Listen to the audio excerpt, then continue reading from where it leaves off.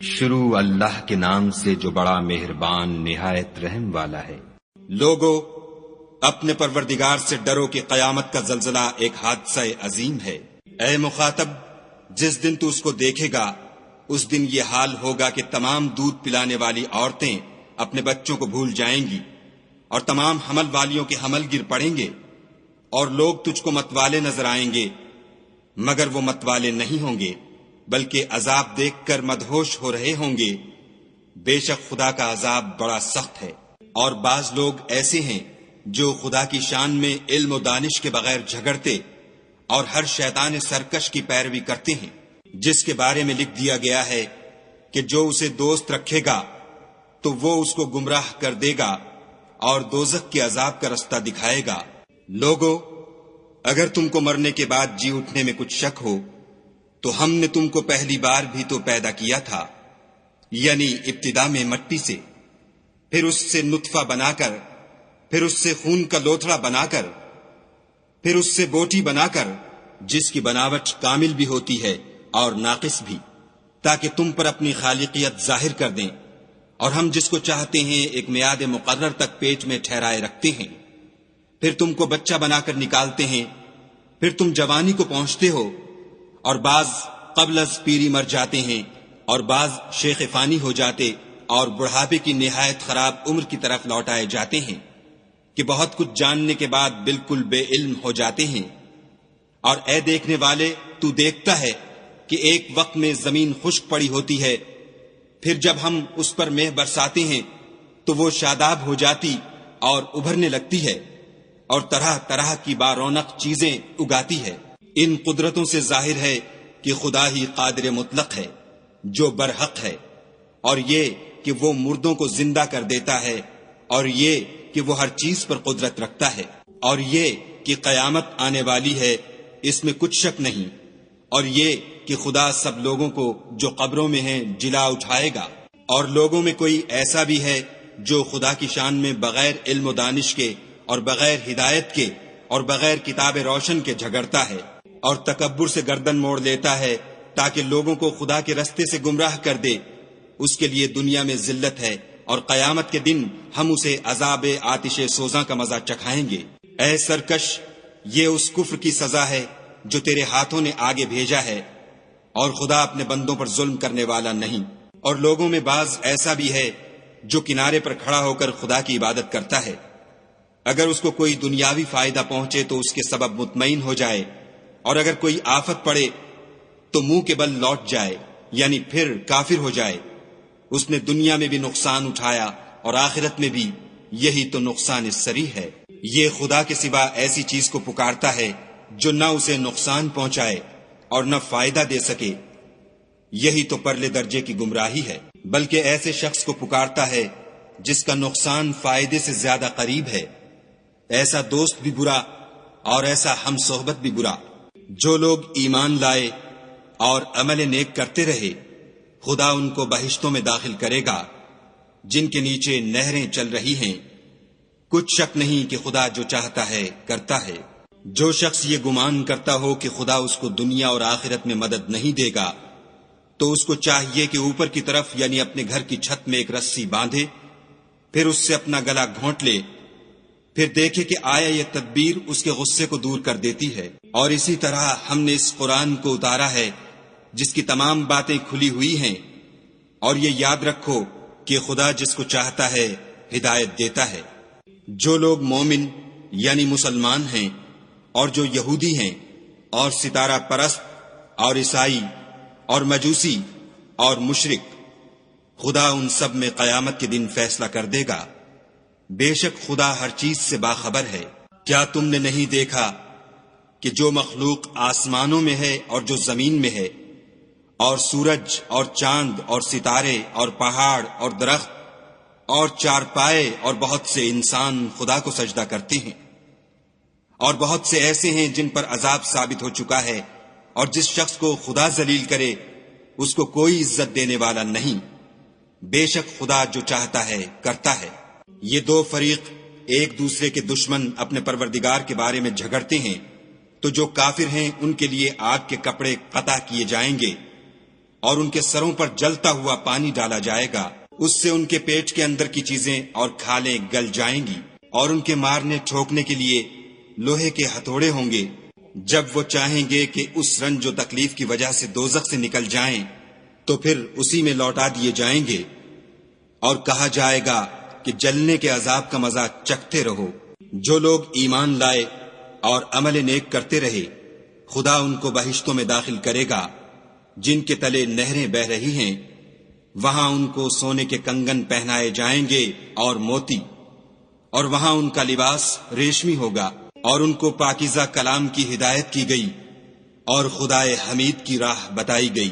جو لوگ کافر ہیں اور لوگوں کو خدا کے رستے سے اور مسجد محترم سے، جسے ہم نے لوگوں کے لیے یکساں عبادت گاہ بنایا ہے، روکتے ہیں، خواہ وہ وہاں کے رہنے والے ہوں یا باہر سے آنے والے، اور جو اس میں شرارت سے کجروی و کفر کرنا چاہے، اس کو ہم درد دینے والے عذاب کا مزہ چکھائیں گے۔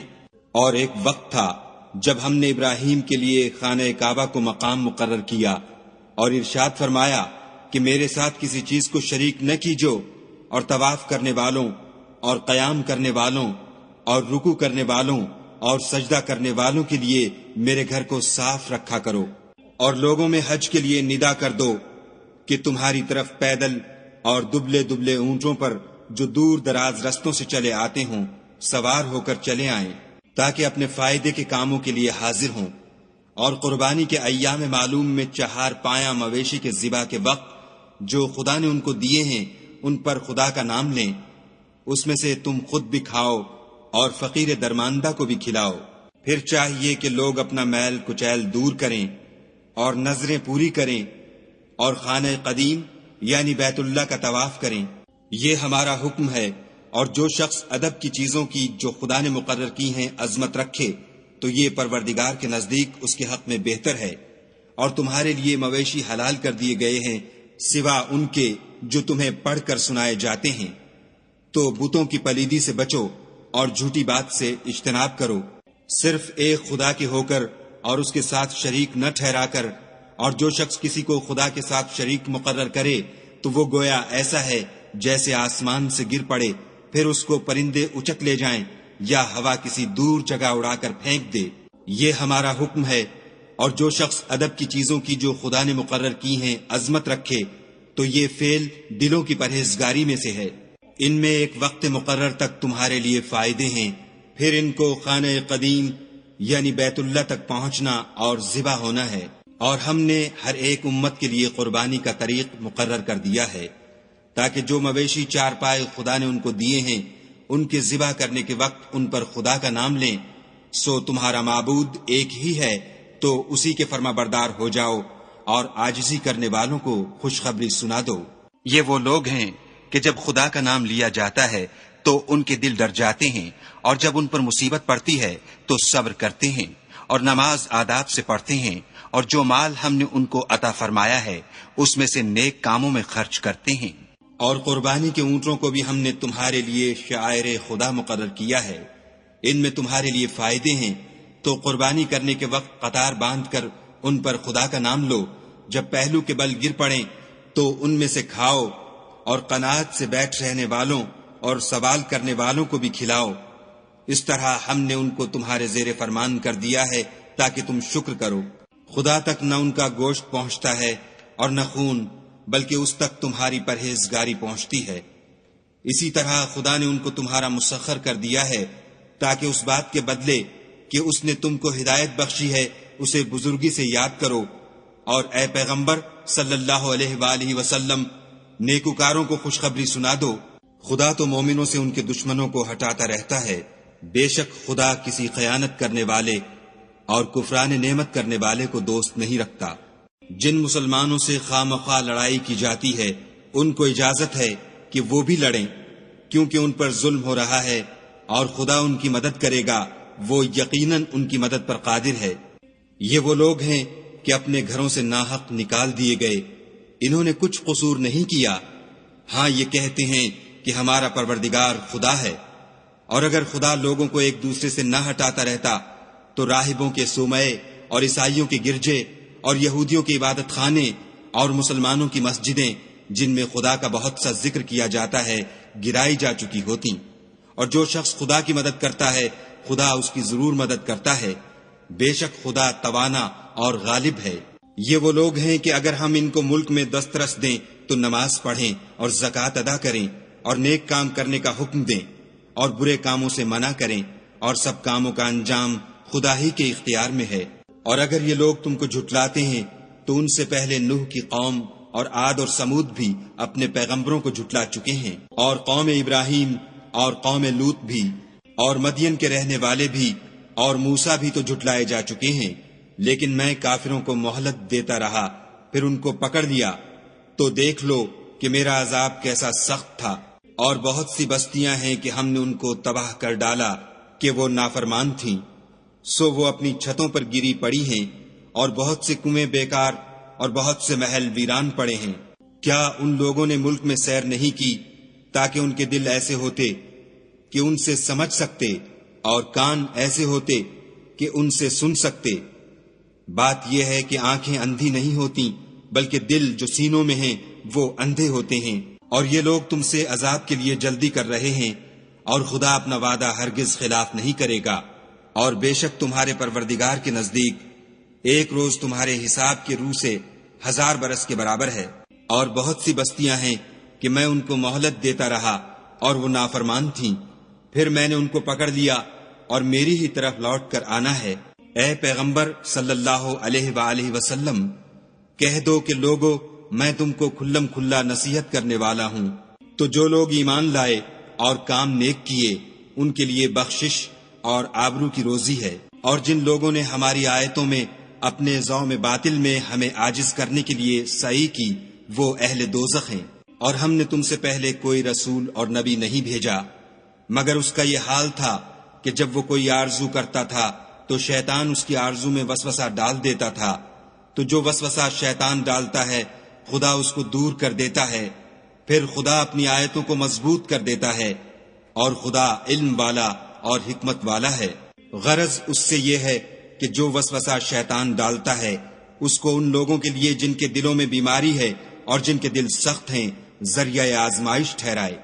بے شک ظالم پرلے درجے کی مخالفت میں ہیں۔ اور یہ بھی غرض ہے کہ جن لوگوں کو علم عطا ہوا ہے وہ جان لیں کہ وہ یعنی وہی تمہارے پروردگار کی طرف سے حق ہے، تو وہ اس پر ایمان لائیں اور ان کے دل خدا کے آگے عاجزی کریں، اور جو لوگ ایمان لائے ہیں خدا ان کو سیدھے رستے کی طرف ہدایت کرتا ہے۔ اور کافر لوگ ہمیشہ اس سے شک میں رہیں گے یہاں تک کہ قیامت ان پر ناگہاں آ جائے یا ایک نامبارک دن کا عذاب ان پر آ واقع ہو۔ اس روز بادشاہی خدا ہی کی ہوگی اور وہ ان میں فیصلہ کر دے گا۔ تو جو لوگ ایمان لائے اور عمل نیک کرتے رہے وہ نعمت کے باغوں میں ہوں گے، اور جو کافر ہوئے اور ہماری آیتوں کو جھٹلاتے رہے ان کے لیے ذلیل کرنے والا عذاب ہوگا۔ اور جن لوگوں نے خدا کی راہ میں ہجرت کی پھر مارے گئے یا مر گئے ان کو خدا اچھی روزی دے گا، اور بے شک خدا سب سے بہتر رزق دینے والا ہے۔ وہ ان کو ایسے مقام میں داخل کرے گا جسے وہ پسند کریں گے، اور خدا تو جاننے والا اور بردبار ہے۔ یہ بات خدا کے ہاں ٹھہر چکی ہے، اور جو شخص کسی کو اتنی ہی ایذا دے جتنی ایذا اس کو دی گئی پھر اس شخص پر زیادتی کی جائے تو خدا اس کی مدد کرے گا۔ بے شک خدا معاف کرنے والا اور بخشنے والا ہے۔ یہ اس لیے کہ خدا رات کو دن میں داخل کرتا ہے اور دن کو رات میں داخل کرتا ہے، اور خدا تو سننے والا دیکھنے والا ہے۔ یہ اس لیے کہ خدا ہی برحق ہے، اور جس چیز کو کافر خدا کے سوا پکارتے ہیں وہ باطل ہے، اور اس لیے کہ خدا رفیع الشان اور بڑا ہے۔ کیا تم نہیں دیکھتے کہ خدا آسمان سے مے برساتا ہے تو زمین سرسبز ہو جاتی ہے؟ بے شک خدا مہربان اور خبردار ہے۔ جو کچھ آسمانوں میں ہے اور جو کچھ زمین میں ہے اسی کا ہے، اور بے شک خدا بے نیاز اور قابل ستائش ہے۔ کیا تم نہیں دیکھتے کہ جتنی چیزیں زمین میں ہیں سب خدا نے تمہارے زیر فرمان کر رکھی ہیں، اور کشتیاں بھی جو اسی کے حکم سے دریا میں چلتی ہیں، اور وہ آسمان کو تھامے رہتا ہے کہ زمین پر نہ گر پڑے مگر اس کے حکم سے۔ بے شک خدا لوگوں پر نہایت شفقت کرنے والا مہربان ہے۔ اور وہی تو ہے جس نے تم کو حیات بخشی، پھر تم کو مارتا ہے، پھر تمہیں زندہ بھی کرے گا، اور انسان تو بڑا ناشکرا ہے۔ ہم نے ہر ایک امت کے لیے ایک شریعت مقرر کر دی ہے، جس پر وہ چلتے ہیں، تو یہ لوگ تم سے اس امر میں جھگڑا نہ کریں اور تم لوگوں کو اپنے پروردگار کی طرف بلاتے رہو، بے شک تم سیدھے رستے پر ہو۔ اور اگر یہ تم سے جھگڑا کریں تو کہہ دو کہ جو عمل تم کرتے ہو خدا ان سے خوب واقف ہے۔ جن باتوں میں تم اختلاف کرتے ہو خدا تم میں قیامت کے روز ان کا فیصلہ کر دے گا۔ کیا تم نہیں جانتے کہ جو کچھ آسمان اور زمین میں ہے خدا اس کو جانتا ہے؟ یہ سب کچھ کتاب میں لکھا ہوا ہے، بے شک یہ سب خدا کو آسان ہے۔ اور یہ لوگ خدا کے سوا ایسی چیزوں کی عبادت کرتے ہیں جن کی اس نے کوئی سند نازل نہیں فرمائی اور نہ ان کے پاس اس کی کوئی دلیل ہے، اور ظالموں کا کوئی بھی مددگار نہیں ہوگا۔ قریب ہوتے ہیں کہ جو لوگ ان کو ہماری آیتیں پڑھ کر سناتے ہیں ان پر حملہ کر دیں۔ کہہ دو کہ میں تم کو اس سے بھی بری چیز بتاؤں، وہ دوزخ کی آگ ہے جس کا خدا نے کافروں سے وعدہ کیا ہے، اور وہ برا ٹھکانہ ہے۔ لوگوں، ایک مثال بیان کی جاتی ہے، اسے غور سے سنو کہ جن لوگوں کو تم خدا کے سوا پکارتے ہو وہ ایک مکھی بھی نہیں بنا سکتے، اگرچہ اس کے لیے سب مجتمع ہو جائیں، اور اگر ان سے مکھی کوئی چیز چھین لے جائے تو اسے اس سے چھڑا نہیں سکتے۔ طالب اور مطلوب یعنی عابد اور معبود دونوں گئے گزرے ہیں۔ ان لوگوں نے خدا کی قدر جیسی کرنی چاہیے تھی، نہیں کی۔ کچھ شک نہیں کہ خدا زبردست اور غالب ہے۔ خدا فرشتوں میں سے پیغام پہنچانے والے منتخب کر لیتا ہے، اور انسانوں میں سے بھی، بے شک خدا سننے والا اور دیکھنے والا ہے۔ جو ان کے آگے ہے اور جو ان کے پیچھے ہے وہ اس سے واقف ہے، اور سب کاموں کا رجوع خدا ہی کی طرف ہے۔ مومنو، رکوع کرتے اور سجدے کرتے اور اپنے پروردگار کی عبادت کرتے رہو، اور نیک کام کرو تاکہ فلاح پاؤ، اور خدا کی راہ میں جہاد کرو جیسا جہاد کرنے کا حق ہے۔ اس نے تم کو برگزیدہ کیا ہے اور تم پر دین کی کسی بات میں تنگی نہیں کی، اور تمہارے لیے تمہارے باپ ابراہیم کا دین پسند کیا۔ اسی نے پہلے یعنی پہلی کتابوں میں تمہارا نام مسلمان رکھا تھا، اور اس کتاب میں بھی وہی نام رکھا ہے۔ تو جہاد کرو تاکہ پیغمبر تمہارے بارے میں شاہد ہوں اور تم لوگوں کے مقابلے میں شاہد ہو، اور نماز پڑھو اور زکوٰۃ دو، اور خدا کے دین کی رسی کو پکڑے رہو، وہی تمہارا دوست ہے اور خوب دوست اور خوب مددگار ہے۔